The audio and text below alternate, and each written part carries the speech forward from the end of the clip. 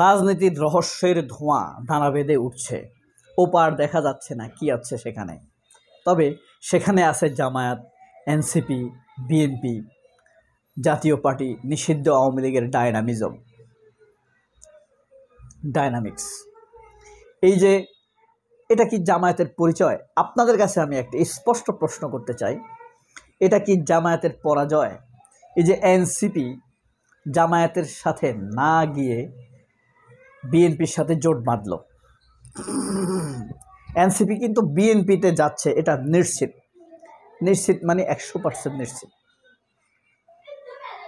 তাহলে এটা কি জামায়াতের আপাতত পরাজয় দেখা যাচ্ছে? যে এই যে জামাতের সাথে জোট হওয়ার কথা ছিল, আন্দোলন সংগ্রামে তারা সবসময় একসাথে ছিল, তারা সেই জামায়াতের সাথে না এসে তারা কি জামায়াতকে বয়কট করলো, ছুঁড়ে ফেলে দিল? এটা কি জামায়াতের পরাজয় নাকি এটা জামায়াতের কৌশল? আপনি কি ভাববেন? কৌশলটা কি আগে সেটা আলাপ করি। ধরেন জামায়াত নিজেরা বোঝাপড়া করে, পরামর্শ করে এনসিপির সাথে কথা বলে এনসিপিকে বলে দিল তোমরা বিএনপির সাথে জোট করো। বিএনপির ভিতরে যেসব ভারতপন্থী আছে এগুলাকে কোণঠাসা করো। তারপরে তোমরা ওখানে জায়গা পাবে। বিএনপির রিয়েল পরিস্থিতি নিয়ে তারেক রহমানকে ব্রিফ করো। বিএনপির ভিতরে কারা ডিস্টার্ব, জনবিচ্ছিন্নতার জন্য কারা দায়ী, তাদেরকে চিহ্নিত করো। চিহ্নিত করে তারেক রহমানকে জানাও মির্জা ফখরুলের ডবল স্ট্যান্ডার্ড ভারতপন্থা, শাহেদ আলমদের মিথ্যা প্রপাগান্ডা যে বিএনপির ক্ষতি করছে, তারেক রহমানের উপদেষ্টারা বিএনপিকে বাঁকা পথে নিয়ে যাচ্ছে, এই জিনিসগুলো এক এক করে বোঝাও। আন্দোলন সংগ্রামে বিএনপি কিভাবে অসহযোগিতা করেছে, সেফ সাইডে থেকেছে, সেটি বোঝাও। তাহলে সব কেল্লাফতে হয়ে যাবে। তারপরে সেখান থেকে এমপি হও, 50 জন পারো, 60 জন পারো, 70 জন পারো, তাদের কাছ থেকে নমিনেশন নাও, এমপি হও, ওখানে থাকো, ভারতপন্থার কাজ করো। যখন দুর্যোগ আসবে তখন আমরা তোমার সাথে এক হয়ে যাব। এরকম একটা জামাতের কি কৌশল হতে পারে না? খুব কি ফেলে দেয়া যায়? যায় না, কোনোভাবে ফেলে দেয়া যায় না। জামাতের কোনো কথা এনসিপি ফেলে না। আপনি হয়তো দেখবেন নাসিরউদ্দিন পাটারি জামাতকে খোসা মেরে কথা বলে, মাহফুজ আলম জামাতকে খোসা মেরে কথা বলে না? হ্যাঁ, তারপরে এনসিপি নেত্রী ডাক্তার নুজহাত জামাতকে খোসা মেরে কথা বলে। আরে ভাই, এর চাইতে 5 গুণ খোঁচা মেরে কথা বলে বিএনপি, তার চাইতে 10 গুণ খোঁচা মেরে কথা বলতো সন্ত্রাসী আওয়ামী লীগ, বলতো না? বলতো। সুতরাং কোনোটাই ফেলে দেওয়া যাবে না। এসব দুই একটা খোঁচা মারা ব্যাপার না, এটা রাজনৈতিক কৌশল হতে পারে। সুতরাং এই কথা মোটেই ফেলে দেওয়া যায় না। নাহিদ, আক্তার, নাসির পাটোয়ারি, মাহফুজ আলম, হাসনাত আবদুল্লাহ, সার্জিস আলম, সজীব মাহমুদ, এদের আপনি কোনোভাবে দেখেছেন জামাতকে অপমান করে কথা বলতে? আমি দেখিনি।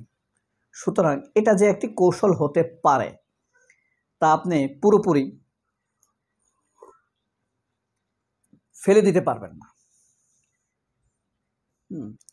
যে ইচ্ছে করে বিএনপির সাথে এলাই করে দেয়া হয়েছে। আবার এটা একটা জামাতের পরাজয়। কিভাবে? এনসিপিরও পরাজয় হতে পারে, সেটি ব্যাখ্যা করছি। জামাতের পরাজয় কিভাবে? ধরেন এনসিপি একটা সিদ্ধান্ত নিল তারা কোনো ধর্মীয় দলের জোটে যাবে না, কারণ এনসিপি একটি নতুন দল। এটার গায়ে যদি ইসলামপন্থী দল হিসাবে এখন তকমা লেগে যায় তাহলে কি হবে? এরা আর লিবারাল হতে পারবে না, ডেমোক্রেটিক হিসাবে তাদেরকে বিশ্ব নিবে না। সুতরাং তাদেরকে বুঝে শুনে এখন তারা বিএনপিতে গেছে, জামাতকে তারা বয়কট করেছে। এটা হলো সহজ সরল হিসাব। আরেকটি সহজ সরল হিসাব আপনি করতে পারেন, সেটি হলো মানে যদিও ভিতরের খবর তাদের ধারণা নাই, বিএনপির এখন ভোট নাই, অতীতের হিসেবে তারা বিএনপিতে গিয়েছে, কারণ বিএনপিতে গেলে জেতার সম্ভাবনা বেশি থাকবে। বিএনপির ভোটাররা সহজ সরল লিবারাল। এটা গেল দ্বিতীয়। তার আগে একটা কথা বলি ভাই, হাসনাত আবদুল্লাহ যে একটা সিংহতুল্য পাহাড়তুল্য ইমেজ ছিল বাংলাদেশে সত্যের পক্ষে, এবার এসে হাসনাত আবদুল্লাহর ইমেজটা সোজা থেকে বাঁকা হয়ে গিয়েছে মেরুদণ্ড কিছুটা। এটা কি আপনার কাছে মনে হয় না যে কিছুটা বাঁকা হয়েছে?